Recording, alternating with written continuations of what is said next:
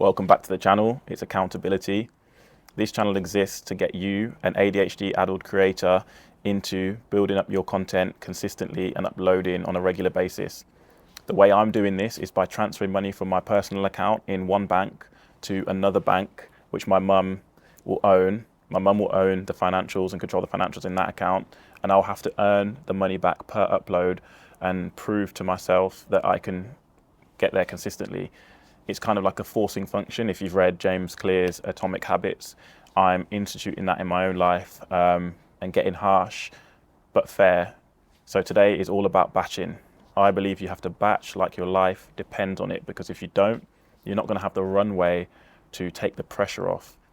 Especially if you with the dopamine spikes and lulls, if you're really motivated on a Monday and you have time, why wouldn't you work? Why wouldn't you front load that work and get as much you can possibly get done in that 3 to 4 hours spurt of motivation, so that when Tuesday and Wednesday come and you're not feeling like doing much, you don't need to worry because you've got those days covered. You've already created content.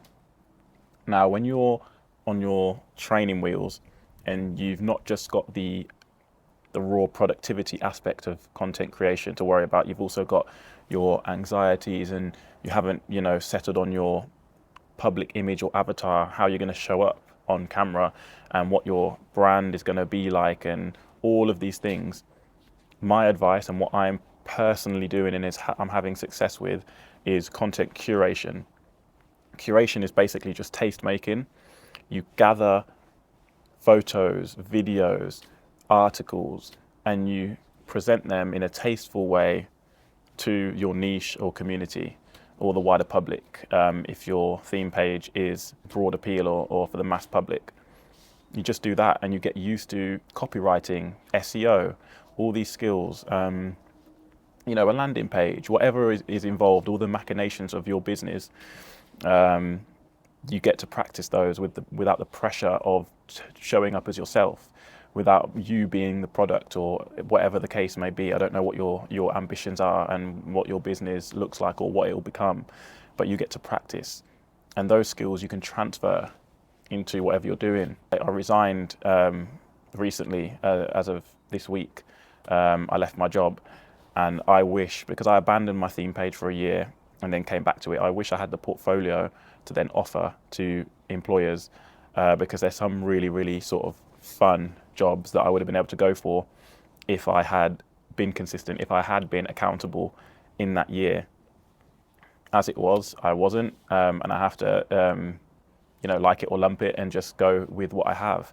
But it's just food for thought. I know a lot of content creators, when they're starting, they think, if these uploads don't work for attracting the audience that I want and getting paid from this specific vertical, then it's not worth it, and then the motivation drops and then they stop uploading.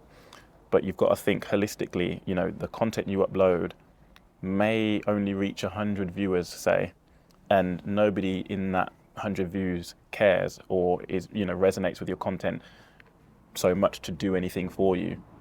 But if on certain platforms like LinkedIn, or if you have that video ready to give to somebody you meet on the street in a chance encounter that happens to be in a company that you love, and you show them that video, or you tell them about your YouTube channel and they go home and watch it and they see it and they're like, oh wow, that's exactly the kind of strategic brain or consultancy brain, or those are the kind of design skills that we could really use in our company. You might not know how to market yourself and get yourself out there and get the reach, but you might have the raw skills. You might be very articulate, or you might have an eye, or you might have a really, really granular detail of an industry, and you don't have the platform to deliver results, but you have the ability to broadcast your skills in public and prove that you can do a particular job if given the infrastructure in, say, a company.